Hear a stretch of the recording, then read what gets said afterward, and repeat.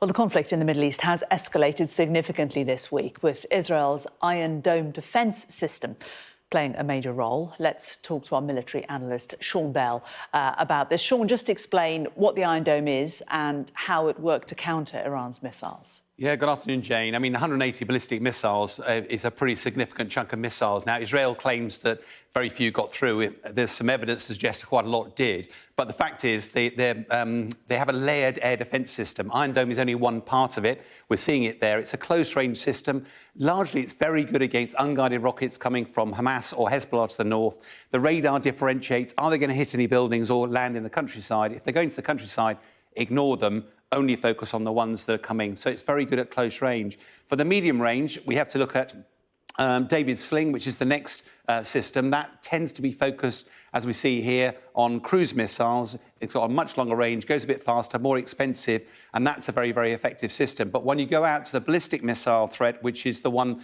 that Israel suffered the other night, then this Arrow system is what's required. Very expensive missile, very capable, long range, but can intercept these ballistic missiles. What is fascinating, back in April, the last time that Iran fired a load of missiles, they did a selection of ballistic, cruise and also drones. And that's why the fighter jets also got involved, because they can take out the cruise missiles and the drones. On this occasion, it looks like nearly all, if not all, of the weapons were ballistic missiles.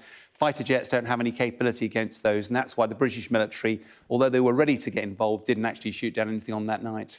That's Israeli defence. What can we expect in terms of Israeli response? Well, Prime Minister Netanyahu has been pretty clear, I think. He wants to reassert Israel's dominance. And it's been three enemies, really, Hamas, Hezbollah and Iran. Now, 1 year on, virtually, from the start of the war in Gaza, throughout that war, Hezbollah's been attacking from the north, trying to distract Prime Minister Netanyahu. Now that the war is largely coming to its final chapter in the Gaza, Israel's pivoted and started to take on the Hezbollah, and they've done a really well-planned attack with pagers and the like. Then all of a sudden, Iran now launches 180 missiles. Now, this might prove to actually be an ill-judged move, because the danger is it actually plays to Prime Minister Netanyahu's agenda. Iran's strategic priority is developing its nuclear weapons programme, and that would present an existential threat to Israel. Now that Iran's fired these missiles, Israel can feel justified in launching a retaliatory strike and potentially going after the nuclear weapons site. Now, at the moment, the US has been really clear it wouldn't support that sort of attack. But with this close to a US election, it's also very unlikely that the US is going to do any sort of sanctions against Israel. So it's very definitely a real worry for the region. And what about the wider region, you know, and the rest of the world? What are the implications of this? Well, it is interesting. We talk a lot about either this war or the war in Ukraine, but actually these events do bridge them both. Two examples of that, one of which is the Patriot missile system, which we see here. Israel would have used quite a lot of these in the defence against those strikes. There's not that many around. US will be desperately keen to resupply the stocks of Israel. But where do those missiles also get used? They also get used in Ukraine, where there's also a big demand.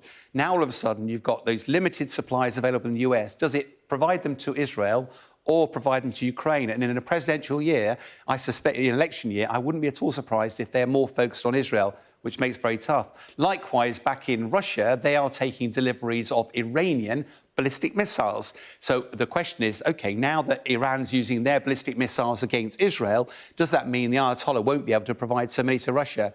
I have to say, from a military perspective, that's unlikely. Why is that? His priority is securing a nuclear weapons capability. The deal with Russia wasn't just about missiles. It was about fighter jets and also Russia helping with the nuclear programme.